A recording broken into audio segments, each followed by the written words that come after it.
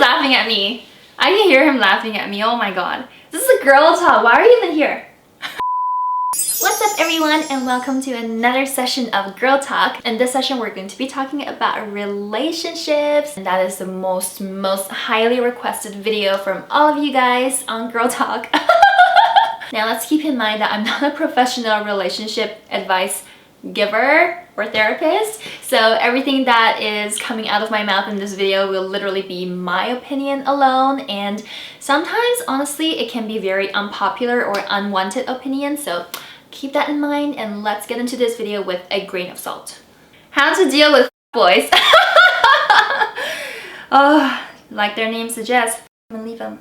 Have you ever felt sexually limited, like you love him but you miss flirting with others? P.S. I love you. Oh, I love you too. Okay, so yeah, like all the time I feel sexually limited by like all the Avengers out there.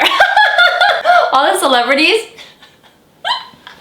But in all seriousness, it always does come down to choice, right? So like I said before, you have to choose every single day to be committed, to not flirt with someone else, to not be sexually involved with someone else. Like that is all personal choice. So it is very important to wake up every day and be like, even though I really like Thor, I'm not gonna sleep with him. Aww. No matter how hard he begs me. What's the best thing to do if you find out that the guy who is dating you is already taken? What? Okay, let me process this. The guy you are dating. Oh my god, ditch his ass. Oh my god, I hate guys like this. Like I said, he is someone else's trash, so ditch him and let some other girl take him away from you. You'll thank me later. What's the real secret to making it work? I would say that it comes down to three things basically: trust, respect, and choice. Trust that, you know, he is not like a spy working for like a military operation trying to like kidnap you and kill you. Also respect each other in the sense that don't be a wet blanket on something that he's truly passionate about. So let's say for example he really likes donuts every Sunday. It's his little ritual, it's something that makes him really happy. So don't be a wet blanket and be like, oh my god, I hate donuts, oh my god, you're eating donuts so much, like you're gonna become Homer Simpson. Like don't say stuff like that to ruin his day. So that's one little respect that you can have for each other. And also choice. So choice is especially important in the marriage, because just because you signed your name on a piece of paper making it legal doesn't mean that you will naturally stop being attracted to other people, because, you know, it has no correlation, whatever. So the only thing that keeps you from being animals and going out and attacking everyone attractive you see is literally choice. Every day you wake up, you make the choice to stay committed to your partner and love your partner through thick and thin, whatever your wedding vows was. That is something I would say is very important to stick to every single day in order to make anything work, because things are going to get tough. There will be really tough times, but if you guys have each other and you guys choose to be with each other every single day, then all's going to be good. How do you deal with fighting? It always makes me feel very sad in moments I should be angry at him. I covered this sort of kind of a little bit in my previous Girl Talk, so if you're interested in that, make sure to watch that. I will be linking in the description down below. But basically, nobody has the power to make you feel any way except for yourself. So for example, if you're in a fight and you know you guys both stomp off and then you're waiting for him to come back and apologize to you in order for you to feel good again, just take a second back and think, why do I need a man to tell me when I should be angry or when I should feel happy about myself? And I know that different people have different strategies and ways of dealing with fights or uncomfortable situations. So Peter's strategy of dealing with a fight, for example, is just to move on and not be with me and go away and cool down by himself, and he will come back in an hour or two when he's cooled down to like talk about the matter. My strategy of dealing with a fight is just to talk it out right then and there, and you know, a lot of times your strategy and his strategy won't necessarily line up, so you guys just have to compromise and find the best strategy that works for you both. How do you manage a change in dynamic? Example, starting college and dealing with problems around it. If you're in a relationship prior to college and then all these things start to happen, like changes, for example, life, universities, different situations will shift around the relationship, and it can definitely cause some ripples around around the relationship, I would suggest to find something constant, like a ritual that you guys both enjoy doing. So for example, if you guys really like to go bowling or get brunch every Saturday, then make sure to stick to that ritual that you're going to be looking forward to every week. So my guy and I started a new relationship. He is good to me, talks to me on the phone, spend time together, but he never says that he loves me or like. Honestly, I wouldn't think too much about it. I mean, if it's something that you really care about, then just communicate that to him. And it may just be a guy thing, because sometimes I feel like guys don't tend to say a lot of the mushy things in life. Like they won't be like, oh honey, I love you so much, like the birds in the sky and the stars and the moon. But the guys who truly love you are the guys who will be doing actions for you. So if he is calling you, if he is, you know, coming over and spending time with you, if he's having these talks with you whenever you feel like you guys need to talk, then he's being emotionally available for you, then I think that speaks so much volume, rather than him just calling you every day and saying, hey baby, I love you so much, I love you so much, I love you so much, but without actual concrete action. So something to think about. Got asked out but later dumped. First boyfriend too. How do I get over him? Cry. Aww. Oh my god. Now I hope that your relationship didn't last too long, because that's something that is terrible. I've been through a couple of them, so you know, I know how you feel right now. And how do you get over him is just, you know what, honestly, like if he's dumping you in a non-respectful way, then that just shows you the kind of person and character that he is, and you don't want to be associated with someone like that. And I know you probably have heard this a million trillion times, but you will find someone else better. It just keeps getting better and better. Trust me, girl, it's just going to get better and better and better, because you're going to be improving yourself. So you're going to get better and better as time goes on. So your standards are going to get higher and higher, and then whatever you attract will get better.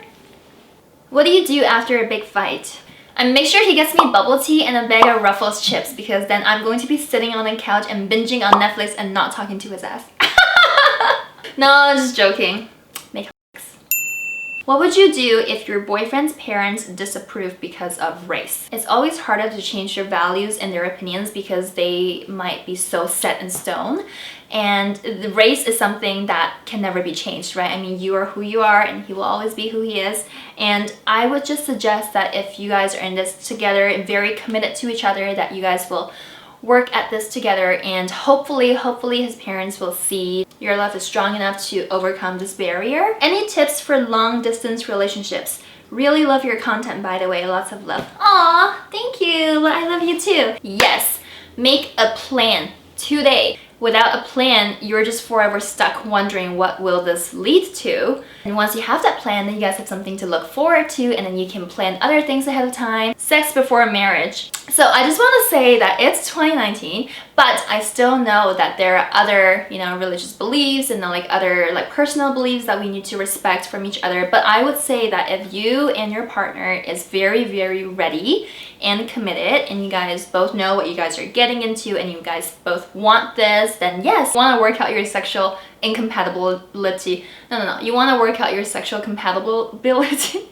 You want to work out your sexual compatibility and incompatibility before marriage.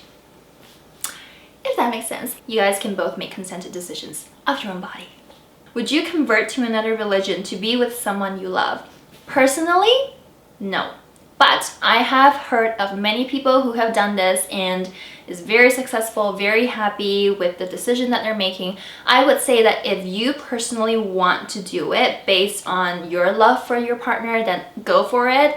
But if it's something that you feel like he's pressuring you to do, or if you feel like there's some kind of unspoken arrangement that this needs to be done before things can move further in your relationship, then definitely no, because the resentment will come back and bite you in the ass in the future, and you don't want that. Especially when you guys are married and thinking about starting a family, you know, like you have to think about these issues. Like you have to think about what religion you want your children to follow. Would it be yours or his, or would it be half and half? Like it would be great now to think about those things further down the road than when you actually get there, because things will be messy.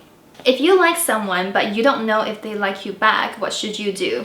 In my era, You would just like talk to him, talk to his friends, see if he's interested in you, see if he's dating someone. But in today's era, I would presume it would be as simple as sending him a DM on Instagram. You young ones tell me. I don't know, I feel like I'm way past that stage. I'm always insecure about a relationship. Is there any tips you can give that can help me? First of all, I just want to say that you are not alone in this.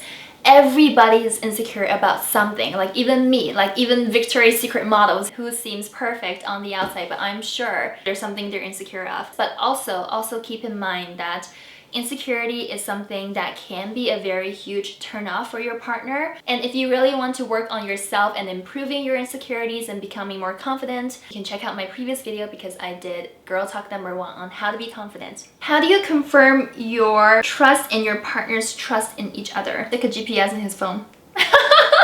No, I'm kidding, don't do that. So this question seems like an oxymoron to me because the fact that you're asking if your partner trusts you seems like you don't trust him, and I don't know, it's hard to answer. How do you tell when a relationship is real? I feel like I've never had a genuine relationship.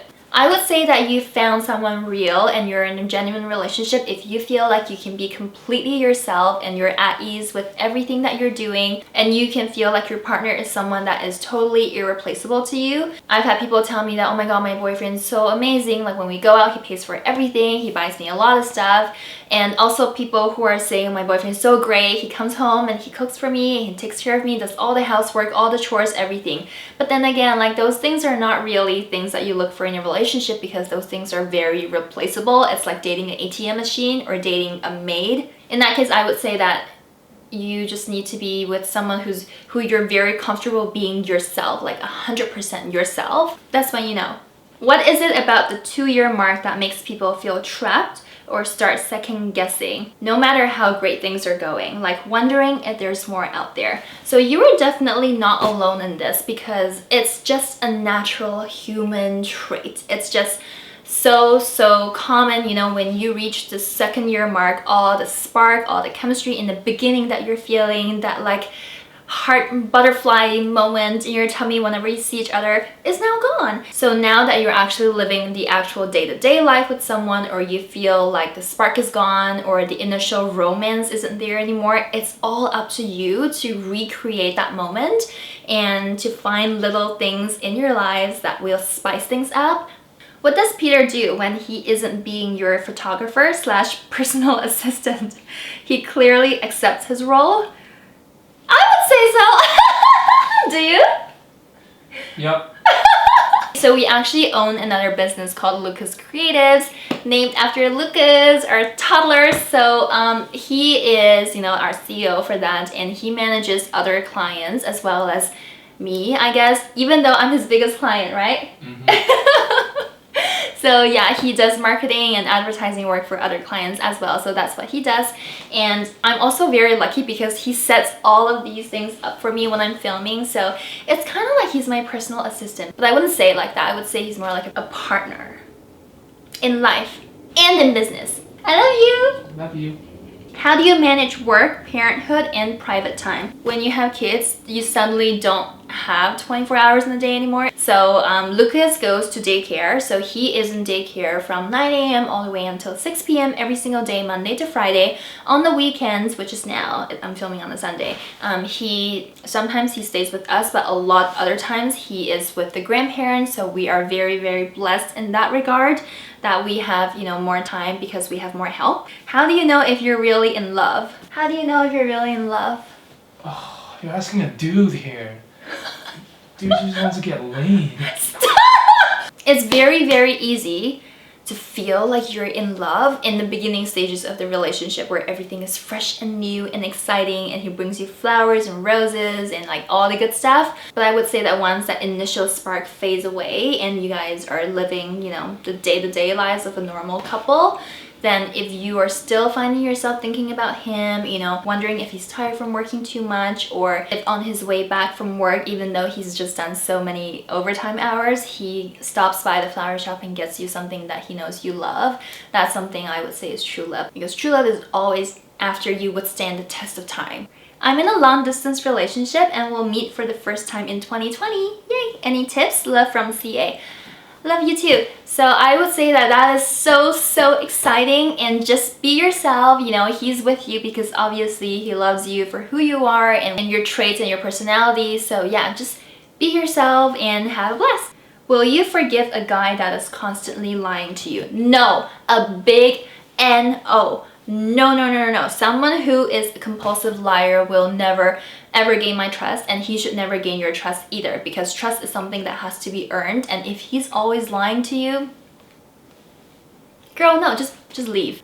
How did you and Kopi meet? Love at first sight? So no, it was definitely not love at first sight. We met at a mutual friend's birthday party in 2011, and a few months later I was walking down the street and I bumped into him. So I said, "Hey Peter," and he looked at me and he was like, "Hey." Like, he totally forgot my name, you know, so it did not start it off on a good note. Like, who would forget me, right? Yeah, so it was not love at first sight, but then we added each other on Facebook, and then we met a few more times after that, and then that's when things start to get romantic. How to handle the fact that your boyfriend's best friend is a girl. Oh my god, I can so relate to this. I would just say that, you know, if you are someone who is very competitive like me, then you should keep your friends close, but your enemies closer. Befriend her. Opinion on dating your ex's best friend. There's really no clear right answer here. I don't suggest it. Girl, there's about like a million billion other people out there who you can potentially date, so don't date your best friend. It's just going to save everyone a lot of headache and heartache in the future. Thank you so much everyone for tuning in to Girl Talk number 2, where we talk about relationships. I hope you guys had fun watching and picked up some advice here and there, and I'm sorry if I offended any of you guys with my unpopular opinions. But let me know what other Girl Talk topics you want to talk about in the next session. Leave me a comment down below, and I will see you in my next video. Bye guys, I love you all, and stay healthy in your relationship. How's that? Oh my god, that's amazing. Like, hi babe. Hi.